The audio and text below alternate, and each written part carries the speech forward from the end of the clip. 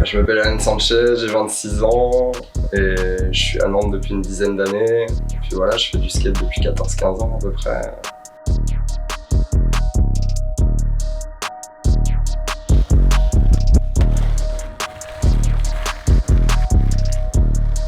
C'est simple, je travaille à peu près 6 jours sur 7, j'ai 2-3 matinées où je me lève vers 9h, j'embauche à 10h. On a pas mal de livraisons, hein. C'est un magasin quand même de 300 mètres carrés en plein centre-ville. Donc il y a pas mal de boulot, il y a pas mal de trucs à faire. Et voilà, on est 3 dans l'équipe, donc forcément on doit tous faire un peu tout. Que ce soit la mise en rayon, l'autolaveuse, le balai, l'étiquetage. On se rend pas compte, mais c'est une charge de travail assez importante quand même.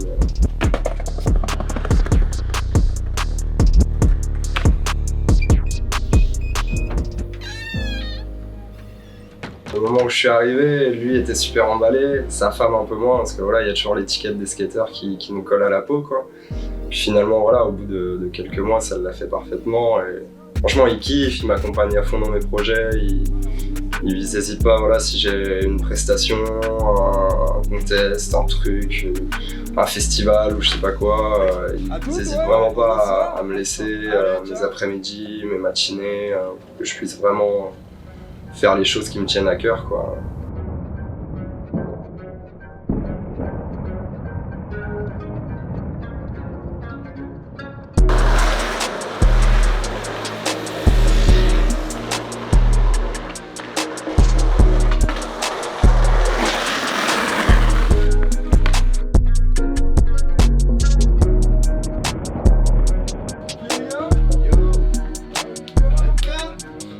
Je te laisse aller en chupine.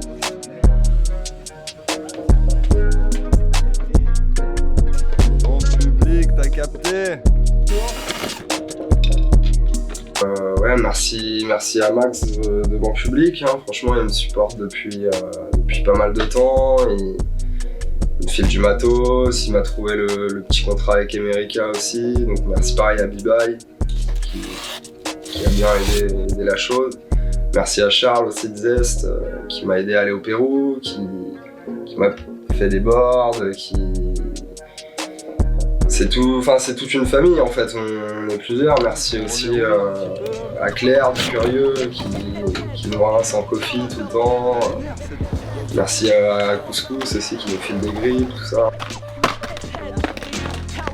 Nadie sabe lo que quiero decir, ni yo mismo lo sé, aún no logro descifrarme. Moi, dès que j'ai une minute de temps libre, qu'il fait beau, quoi que ce soit, je vais direct skater. C'est un exutoire, Puis voilà, ça fait maintenant 15 ans que j'en fais. C'est ancré en moi, ça fait partie de moi et je peux pas m'en passer, quoi. Les quelques moments où je vais avoir une blessure éphémère ou quoi que ce soit, je commence à péter un câble, à tourner en rond chez moi. Y no caigo muerto, me lavo las heridas y me muerdo. Welcome, comenzar, sal, está servida la cena. Ojo se quema y no merende de más porque se envenena, ey. Solo encontré mis entrañas en la alacena. Más que flaco, soy ligero, negro, ya nada me frena. Educado para no ser en el ring, renacuajo. No ser el mecánico, pájaros volando bajo. Yo no copio de ningún ratón con corbatín que me trate como un king porque vio cómo lo hago. Largo de tragos, fluyo con más propiedad. Pierdo la sobriedad, me elevo de la tierra con ginebra.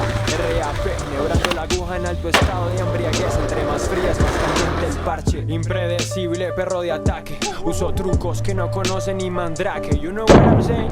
Me dedico a escupir demonios de tinta y mancho MCs con más fallas técnicas. Moi, je suis revenu du Pérou il y a 2 ans, j'avais plus un rond.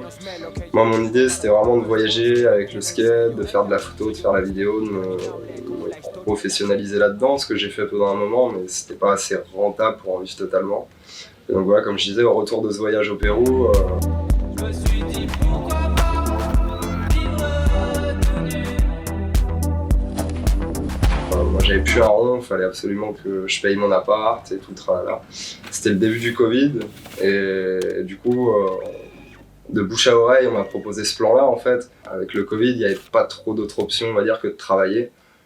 Et franchement, je suis vachement content, j'ai pu économiser pas mal de sous et puis même ça apporte beaucoup de choses aussi, on apprend beaucoup de choses au niveau du social, on voit toute classe sociale de personnes, on voit vraiment de tout et bon là je suis content que ça s'arrête, c'est vrai, hein, mais voilà, ça restera une bonne expérience humaine, aussi bien avec les patrons que j'adore, mais une expérience humaine et sociale surtout avec les gens.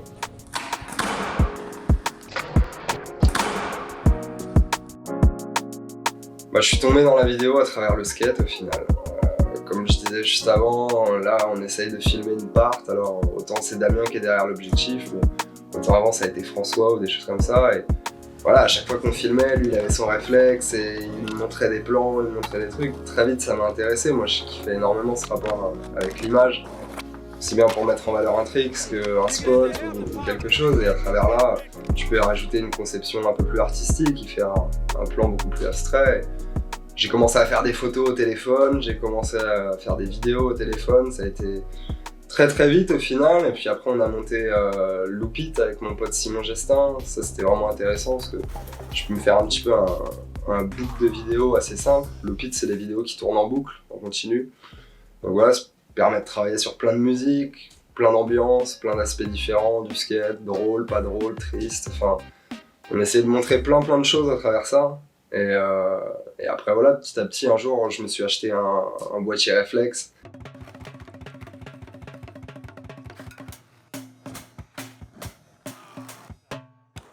Que ce soit les road trips, les week-ends, la vie du quotidien à Nantes, quoi que ce soit, j'essaye souvent d'emmener mon appareil photo et de me créer un panel de souvenirs. Puis voilà, après on est parti, on s'est un peu éloigné du skate aussi, je veux dire. Avec plein de potes, avec Damien, avec Nico, on s'est éloigné, on a essayé plein d'autres choses. On a fait dans la Nantes est sérieux, là, c'est une vidéo qui représente un peu toute la scène nantaise, tout ça. Dedans, on a intégré un court-métrage de stop motion avec que des ombres, parce que moi j'avais expérimenté 2-3 délires avec des ombres un soir chez des potes, et je me suis dit, vas-y, mais pourquoi on pourrait pas faire une vidéo? Puis il y avait un festival qui s'est lancé d'un coup, et donc vas-y, allez, let's go, il y a 1 mois pour faire ça. Donc, tous les soirs, on faisait une scène de stop motion. C'est très très long le stop motion, ça demande beaucoup de patience. Puis avec les ombres, voilà, il fallait préparer des maquettes sur la table. Mais c'était vraiment intéressant parce qu'au final, la caméra devient simplement la lumière. Donc il y a des jeux de perspective, d'échelle qui sont hyper intéressants à manier. Et puis bah voilà, ce truc-là, on avait gagné le festival, donc c'était vraiment chouette.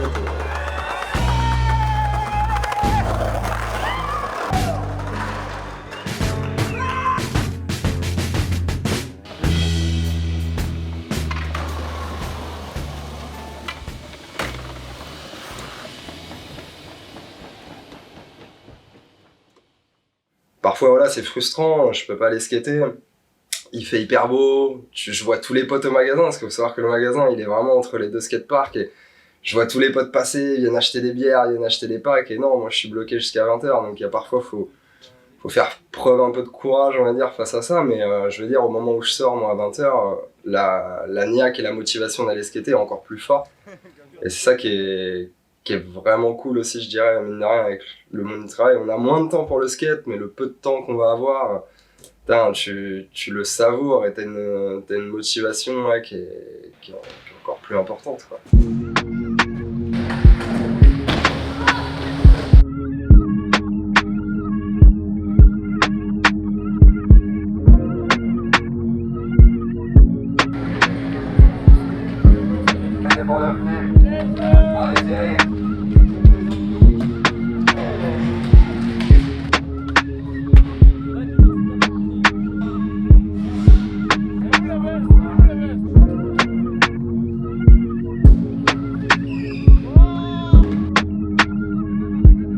On est dans une génération où c'est quand même assez compliqué de s'affranchir réellement du système et pouvoir vivre réellement de ce qui nous plaît et ce qu'on a envie de faire. Et on est beaucoup souvent obligé de passer voilà, par des routines de taf assez lassantes et compagnie, mais voilà, c'est toujours un peu la même idée, quoi. C'est se faire des thunes pour se libérer après et essayer justement d'avancer un peu plus haut dans sa carrière, on va dire, professionnelle, si je peux dire, quoi.